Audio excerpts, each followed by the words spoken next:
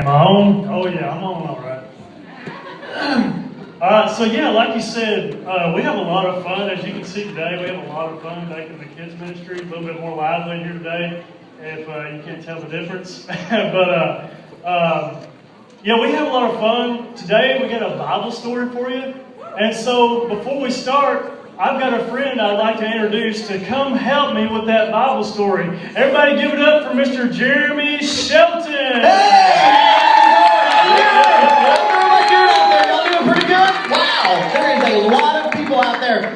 Yeah. Look at this guy's shirt. How awkward he looks. He's wearing the same shirt as me. That's kind of awkward. Yeah. What's going on? Are y'all doing good? Yeah. Cool. Yeah, you ready for Bible story? Oh yeah, man. rKids Takeover. It's awesome. Hey, look at all these kids out here. It's awesome. You don't mind, I need that book right there. Oh, sorry. I'm just so excited. Yeah, there you go.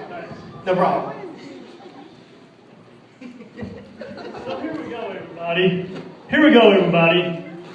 Our story takes place a long time ago.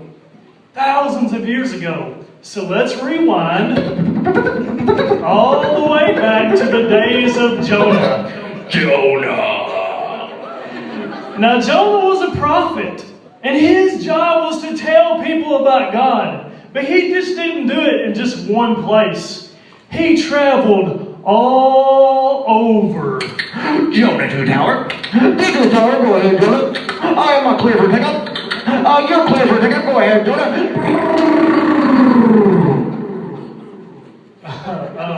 Jeremy, what in the world was that? Well, you said he traveled all over. That was him in a plane. A plane? What makes you think they had planes back in the world? They didn't have planes. Seriously, stop the plane. They did not have planes back. Stop the plane. Stop the plane. They didn't have planes back at that time. Jeremy, stop the plane.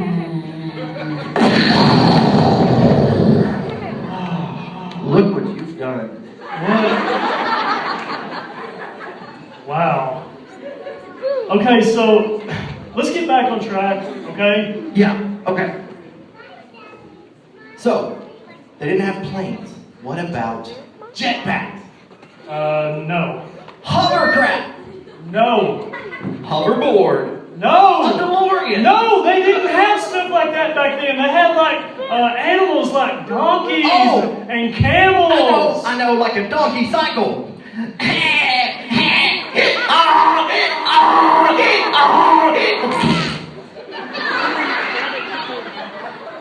What was that? The exhaust. No, okay, so, we definitely need to get back on track now. So as we continue on, we see one day God told Jonah to go to a place called Nineveh. Nineveh, beautiful. Actually, not so great. Terrible. Yeah, okay, so Nineveh was a place full of really mean people. The kind of people that worshiped idols. They even liked to kill each other. They took what wasn't theirs. Give me that. And they even liked to kill people. I don't even want this. I want to kill that guy. Ding! Oh my God. Oh my. Whoa. What are you doing? What in the world? Whoa.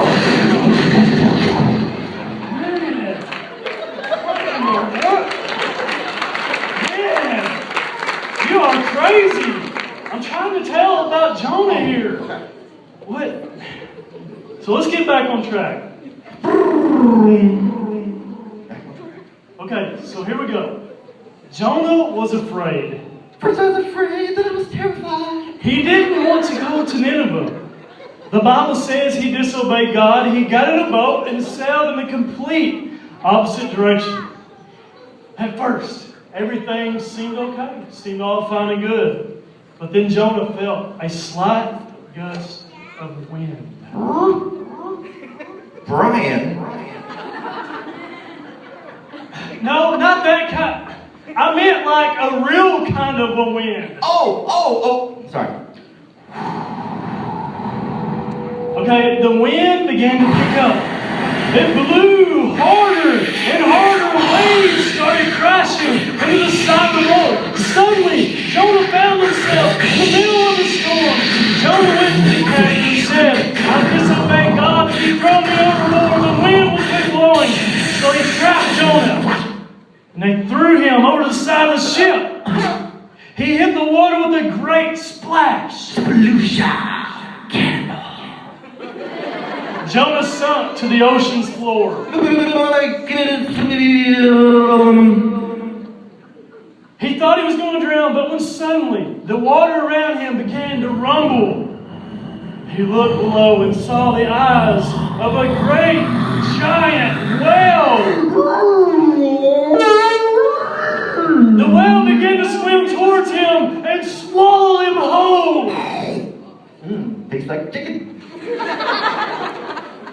Now Jonah was trapped inside the belly of the great beast. It was hot. It was dark. It was slimy.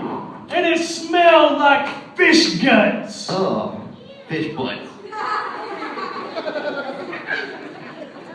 No, fish guts. Yeah, that's what I said. Fish butts. Fish guts. Fish butts. No. Let's try this. Okay, say fish. Fish. Now say guts. Guts. Now put both together. Fish butts. There's no hope for you. Okay, so that's good enough. All right, so after 3 days, Jonah was in the belly of the whale.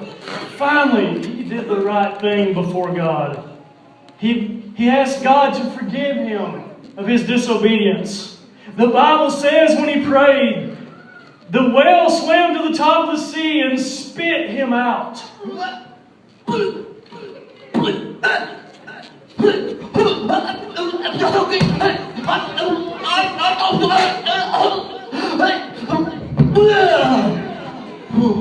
you okay?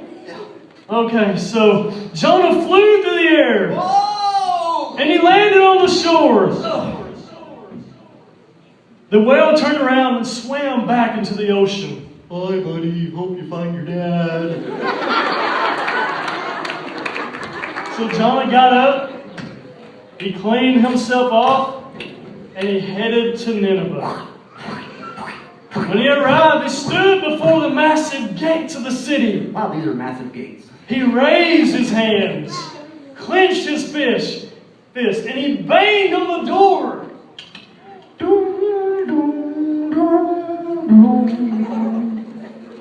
Okay, so he banged on the door. Okay, so Jonah, and here he was before the gates. Okay, so here we go. We're talking about Jonah at the gates of the city. Somebody get the door already! Okay, get the door. Okay, so here we go. Jonah was before the people of Nineveh. Who's that slimy guy? Jonah began to preach to them, and instead of getting mad, they actually gave him a shot. I don't mean a shot like that. Not like they killed him. I mean like they gave him a chance. Is that Dr. Chuck? What are we going to do? Come here.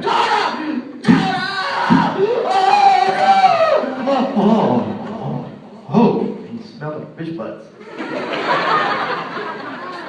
Okay, so because Jonah obeyed God's way, Jonah was rescued from the whale, and also the people of Nineveh got saved as well. Hallelujah.